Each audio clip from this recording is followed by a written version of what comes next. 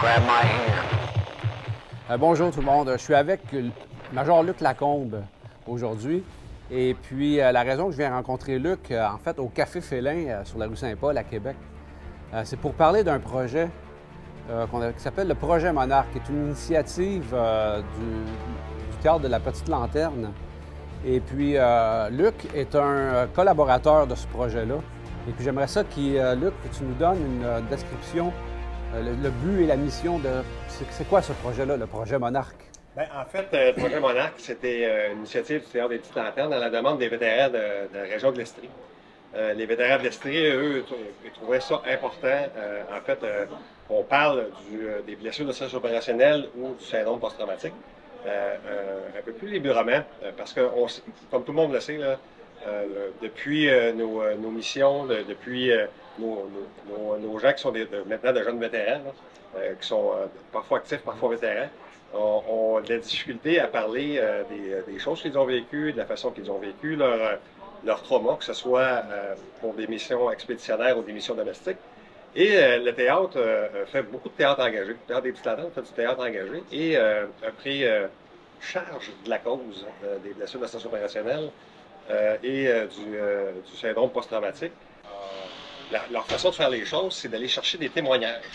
Des témoignages de vétérans, vétéranes, conjoints, conjointes, certains chez des enfants, parents et amis qui ont bien voulu partager leur histoire. Quand on dit partager leur histoire, c'est pas nécessairement de partager un trauma vécu en mission, mais c'est partager leur histoire militaire et tout ce qui a pu les affecter dans leur quotidien aujourd'hui. Même dans leur vie familiale. Donc. Dans leur vie familiale, dans leur vie professionnelle, dans leur vie familiale élargie. Tu sais, ce qui entoure les gens là, dans leur communauté proche. Fait que donc, on est allé chercher des témoignages, des centaines de témoignages d'Est en Ouest, donc East Coast, West Coast. On les a fait en passant par les bases de l'armée.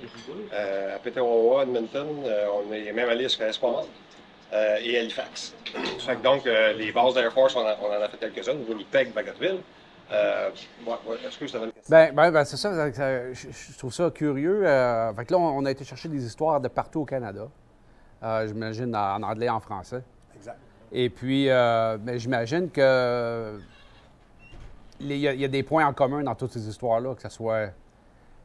Le vécu doit être pas mal semblable, non? Écoute, ce qui est exceptionnel, c'est qu'une des choses qu'on a faites, c'est qu'on a recueilli ces histoires-là. Puis la façon que ça a été construit, c'est pas l'histoire de Luc Lacombe, c'est la façon que les carnets d'écriture ont été créés. C'est simplement pour donner des petits triggers, des idées selon l'inspiration du moment, lorsque les volontaires, vétéranes ou militaires actifs ont décidé d'écrire.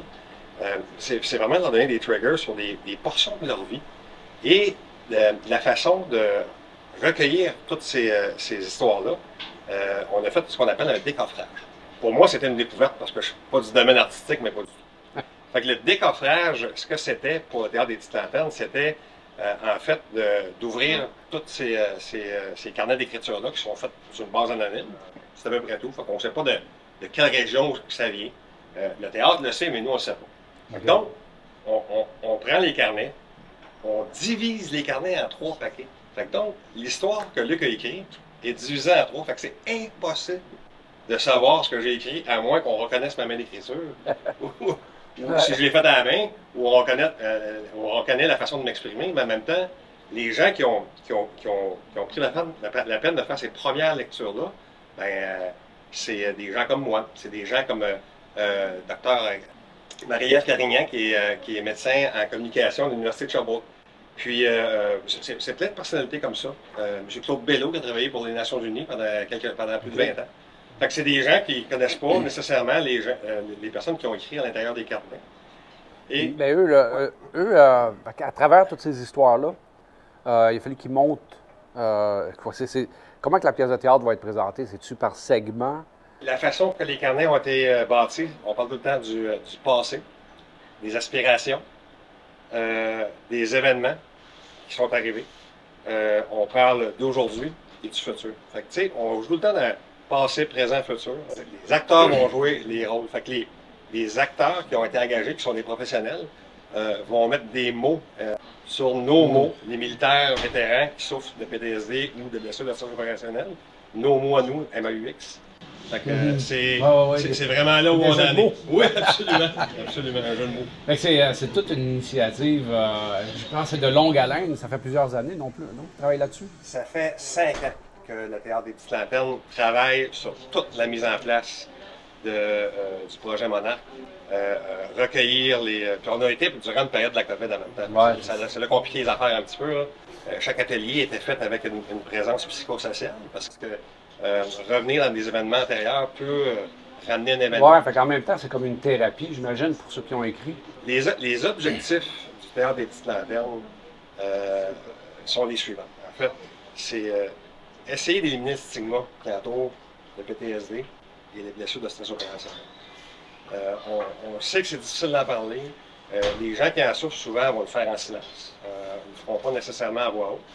Et également, on veut sortir ces gens-là de, peut-être pas nécessairement de l'anonymat, mais un peu de leur sous-sol. Un peu les sortir et les encourager à mettre leurs émotions et leurs souvenirs sur papier. Pas nécessairement d'en parler, de façon anonyme. Donc, leur histoire va être à l'intérieur de la pièce, puis ça va être communiqué par des acteurs et non pas nécessairement par eux. J'ai eu la chance d'assister aux premières lectures en mai-juin 2022, là, qu'on vient de passer. Puis, je pense qu'il n'y a pas aucun militaire ou aucun conjoint de militaire qui ne se reconnaîtra pas quelque part dans un des personnages qui a été fait par l'équipe artistique. Alors, ça va être une pièce de théâtre assez, j'imagine, qui va ramener beaucoup, justement, tu dis, non seulement se reconnaître, mais ramener beaucoup d'émotions. Ça va amener énormément d'émotions. Ça, c'est clair. Donc, les personnes qui vont décider d'y assister, il faut s'y attendre. C'est pas quelque chose, là, surtout si on est vétéran, là. C'est quelque chose qu'il faut être à l'affût, puis il faut bien comprendre que ça va probablement réveiller un paquet d'émotions. Mais dans chaque représentation qui va être faite, il y a un support psychosocial. On le sait que ça va Il va y avoir un suivi fait. Les ressources vont être présentes.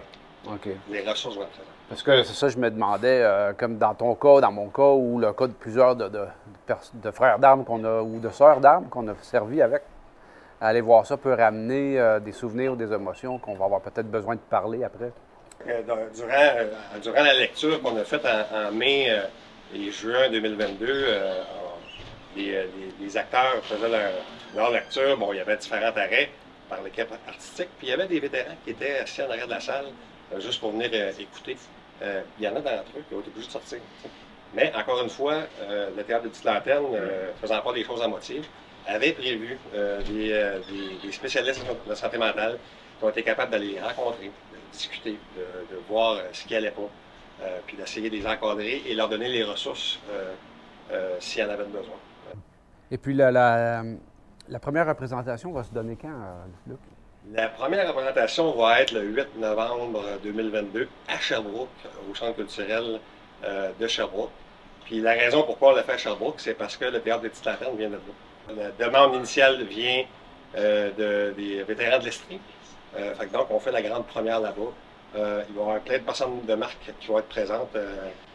Puis suite à une réunion ce matin, j'ai eu écho là, que je pense que le lieutenant-général Carignan a confirmé sa présence. Il va y avoir des personnes de marque, spécialement aussi de la 2e division, qui vont être présents pour assister à cette grande première-là. Tu me parlais un peu plus tôt, avant qu'on s'est rencontrés, tu me parlais un peu que les centres de la famille veulent s'impliquer là-dedans. Absolument. En fait, le centre de la famille va être un élément de l'engrenage absolument essentiel à la publication et aux représentations, dans la mesure où on a des organisations, des bailleurs de fonds qui ont bien voulu financer certaines représentations. Par exemple, la Légion royale canadienne a donné des sous au Théâtre des Petites Lanternes afin de couvrir 4 représentations. Et les centres de famille vont être le point d'entrée. Donc, c'est eux qui vont aider à organiser ces représentations-là pour les familles. Puis là, tu viens d'amener un sujet, tu parlais de la Légion a financé une partie. Alors, comment ils ont leur financement, eux, la Petite Lanterne, pour financer ce projet-là? Le Théâtre des Petites Lanternes, c'est une OSBL. C'est une équipe artistique qui travaille, qui sont sans but lucratif. C'est une organisation qui fait du théâtre engagé, qui parle de problèmes sociaux qu'on a à l'intérieur de notre beau pays. Puis, il fonctionne avec des donations. On a aussi des entreprises privées qui ont décidé de faire des dons. Puis, un des moyens de financement qu'on a aussi, c'est on a l'intention de faire pas l'intention, on va faire une levée de fonds pour aider le Théâtre des Petites Lanternes à se financer, à payer leurs acteurs, à payer une partie de l'équipement que ça va prendre durant la prochaine année ou les 2 ou 3 prochaines années pour faire les représentations qui vont être après le 8 novembre. Après le 8 novembre. Alors, une de ces levées de fonds, il y a une raison pourquoi on a un tableau derrière nous qui représente nos forces en Afghanistan en 2007. En fait, on reconnaît le sujet principal, qui est Luc, pendant une de ses opérations en Afghanistan. Et puis ce tableau-là, on veut l'offrir dans un encan, je pense, dans une levée de fonds. Et puis, peux-tu nous dire comment on peut participer à cet encan et levée de fonds-là? Bien, en fait, pour pouvoir participer à l'encan et levée de fonds, c'est premièrement d'acheter un billet pour aller voir la représentation du 8 novembre à Sherbrooke, pour ceux qui s'intéressent.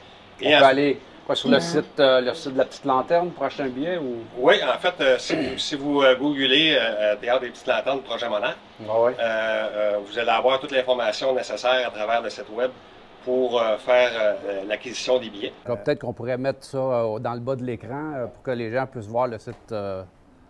Oui. Alors, allez au site que vous voyez dans le bas de l'écran, puis vous pouvez acheter vos billets à travers ce lien-là. Exact. Puis ensuite de ça, bien, ça va être de mentionner à l'achat des billets que vous voulez participer à l'encan silencieux. Donc, à l'entrée, les œuvres vont être exposées avec un montant minimal. Puis ceux qui vont bien vouloir les acquérir, bien, on met le montant pour pouvoir faire l'acquisition d'une des œuvres. Jusqu'à maintenant, je pense qu'il y a 6 ou 7 participants. Il y a des artistes professionnels comme mon ami Roger qui a fait cette peinture-là. Puis il y a des artistes aussi qui sont plus amateurs, qui ont décidé de contribuer de façon à pouvoir aider le Théâtre des Petites Lanternes à se financer là, au courant des prochaines années. Tu sais, les gens qui vont venir voir ça par curiosité, pour eux autres aussi un nouveau regard sur qu'est-ce que c'est le post-traumatique. Ça va faire partie de la déstigmatisation, engager la discussion, ne pas avoir peur d'en discuter, d'en parler ouvertement. Tu sais, le post-trauma, là, parfait, on va parler du post-trauma militaire, mais tu sais, du post-trauma, il y en a partout. Nos pompiers, nos ambulanciers, nos professionnels de la santé en vivent. Puis je serais même malade à dire que ça peut arriver dans n'importe quel milieu. Fait qu'on a, il y a différents degrés. Il y a différents degrés, mais bon, là, l'idée principale, c'est de parler du post-trauma militaire. Mais soyons conscients que le post-trauma, il y en a partout. Il faut arrêter d'avoir peur d'en parler. Notre génération à nous, quand on était jeunes, si on en parlait, on était des faits. Puis là, ben, aujourd'hui, on est heureusement, puis je le dis en touchant ma main sur le cœur, on a évolué, puis ça nous fait plus peur d'en parler. On en parle beaucoup plus ouvertement. Puis la prochaine génération va être meilleure que nous autres. Bien, écoute, Luc, premièrement, je veux te remercier pour t'être impliqué dans ce projet-là. Je pense que c'est un projet qui est très noble et très important. Et puis, je vous invite à aller visiter le site, à acheter vos billets et puis peut-être possiblement participer à l'encan. Cette toile-là va être une des toiles qui va être présentée à l'encan. Il va en avoir beaucoup d'autres. Et puis, c'est absolument un projet qu'il faut encourager. Et vraiment, là, j'ai hâte de voir la pièce de théâtre. Bien, Roger, ça va me faire plaisir de t'offrir 2 billets pour toi et ta conjointe à la grande première du 8 novembre. Là, ils sont déjà achetés. Là, tu as fait la grande primeur aujourd'hui. Fait que tu vas être bienvenu à y assister en tant qu'artiste et en tant que vétéran.